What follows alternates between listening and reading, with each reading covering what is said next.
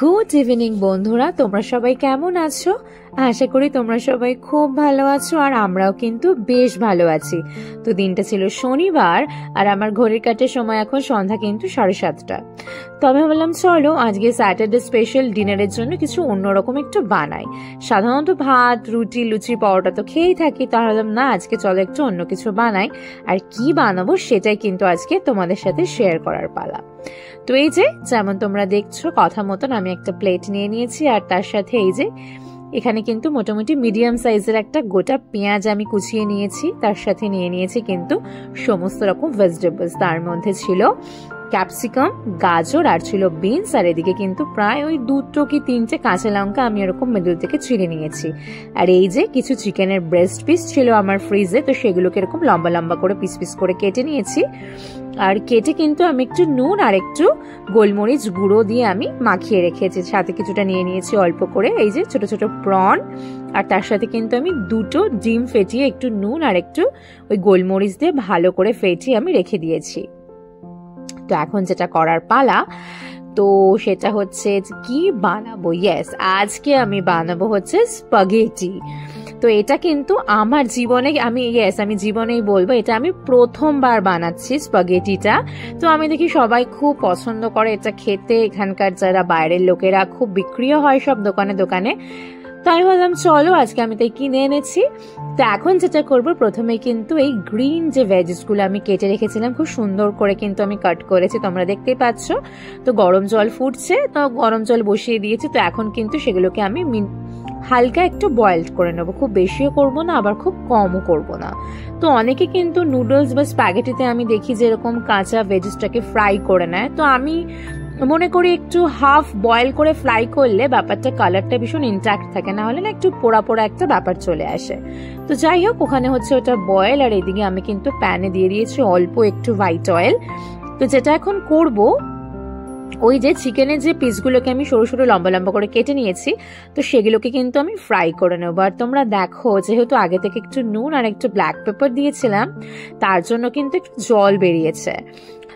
আর এই দেখো কথা বলতে বলতে ওইদিকে কিন্তু আমার ভেজিসে প্রায় ফুটও উঠে গিয়েছে। তো ওই যে 9 চলছিল, তো এখন কিন্তু ওটাকে আমি বন্ধ করে একটু 2 to 3 মিনিটস আমি ওরকম ঢাকা দিয়ে রেখে দেব। আর ততক্ষণে কিন্তু এদিকে বেশ ভালো করে কিন্তু চিকেনটাকে মোটামুটি যতক্ষণ না এটা হালকা একটু ব্রাউন ব্রাউন হচ্ছে, আমি কিন্তু বেশ ভালো করে এটাকে ফ্রাই করে নেব আমার স্পাগেটির জন্য। তো এই দেখো জলটা ঝরিয়ে আমি কিন্তু ভেজিসগুলোকে একটা প্লেটে নিয়ে নিয়েছি। আর দেখো জিনিসটা ভীষণ সুন্দর বয়েল হয়েছে, মানে ওই 70% মতন, ভেঙেও যাচ্ছে না আবার কিন্তু একদম গলেও নেই, ভীষণ গোটা গোটা কিন্তু খুব সুন্দর রয়েছে। তো হালকা ফ্রাই করলেই জিনিসটা খুব ভালো লাগবে। আর এবারে হচ্ছে সেই বিশেষ জিনিস, সেটা হচ্ছে এই যে স্পাগেটি। তো এটাকে কিন্তু এখন বয়েল করতে হবে। তো আমি তো ফার্স্টে বুঝতেই পারছিলাম না, ওই দেখো আমি কিন্তু এটাকে যেরকম নুডল ভাঙি আমি কিন্তু বেশ চেষ্টা করছি ভাঙার, কিন্তু জিনিসগুলো না খুব অদ্ভুত শক্ত, ভীষণই শক্ত। জানি না তোমরা কতটা দেখে বুঝতে পারছো। আর এই দেখো, তো দেখতে থাকো আমি কি গন্ডগোলটা করেছি। তো আমি তো এই পাত্রে নিয়ে নিয়েছি, এবার দেখো সে যেন মনে হচ্ছে না আমি কিছু স্ট্র এরকম দিয়ে রেখেছি, সাজিয়ে রেখেছি। তো এবারে ঢাকা দেবো কি করে। তো তখন আমার কর্তামশাই বললেন যে ওরম ভাবে তো হবে না। তো তখন আবার আমি কি করলাম, ওই প্যানে তো একটু তেল ছিল, তো যাই হোক তার মধ্যে আবার জল দিয়ে কিন্তু স্পাগেটিটাকে আবার শিফট করলাম ওই পাত্র থেকে আমার এই প্যানে। আর ওখানে মোটামুটি লেখাই ছিল 8 to 10 মিনিটস কিন্তু বেশ ভালো করে এটাকে বয়েল করতে হবে। তো এটা বয়েল করা হোক। আর এই দেখো তোমরা তো দেখলে আমি চিকেনটাকে এরকম ফ্রাই করছিলাম, তো এদিকে কিন্তু আমার এগও ফ্রাই করে নিয়েছে, আর তার সাথে কিন্তু প্রনটাও ফ্রাই করা হয়ে গিয়েছিল। আর তার সাথে কিছু যে সস লাগবে সেগুলো তো আমি নিয়ে নিয়েছি। আর এই দেখো এটা কিন্তু বেশ ভালো মতন কিন্তু ফুটছে, আর এরকম ফেনা ফেনা মতন বেরোচ্ছে। তো এরকমই কিছু ইনস্ট্রাকশন ছিল বাইরে, তো এরকম হয়ে গিয়েছে। তো হওয়ার পরে ওটা যখন ভালো করে হাত দিয়ে দেখলাম, তখন কিন্তু জল ছড়িয়ে রেখে দিয়েছি সাইডে। আর এদিকে প্যানের মধ্যে এই যে পেঁয়াজ আর কাঁচা লঙ্কাটা কিন্তু বেশ অল্প তেলে কিন্তু ফ্রাই করছে। আর এই দেখো এটা হচ্ছে কিন্তু স্পাগেটিটা বয়েলড হওয়ার পরে ফাইনাল লুক। তো যেটা বুঝলাম এটা আমাদের ওই চাউমিনের মতনই, বাট একটু মোটা টাইপের নুডলসটা। তো এখানে একে একে আমি সমস্ত ভেজিস দিয়ে দিলাম। এখন চলে যাচ্ছে ওই যে চিকেনটা যেটা ফ্রাইড করে রেখেছিলাম সেই চিকেন, আর এরপরে কিন্তু ওই প্রন আর এগ ফ্রাইটাও যেটা করেছি সেটাও কিন্তু চলে যাবে।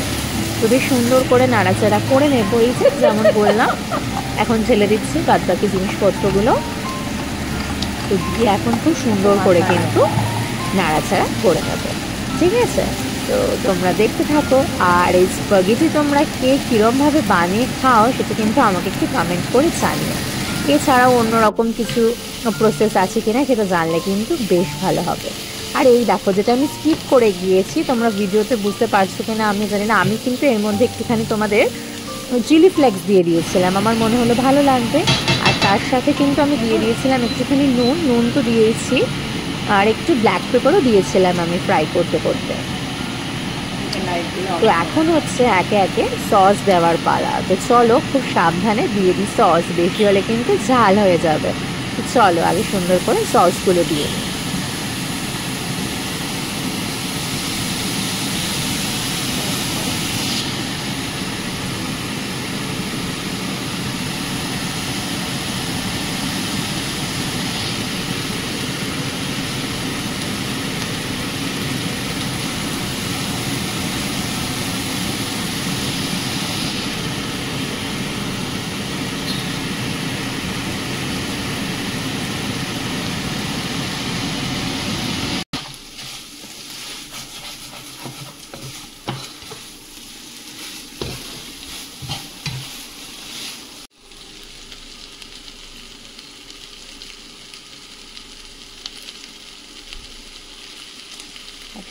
একসাথে ঢেলে দাও।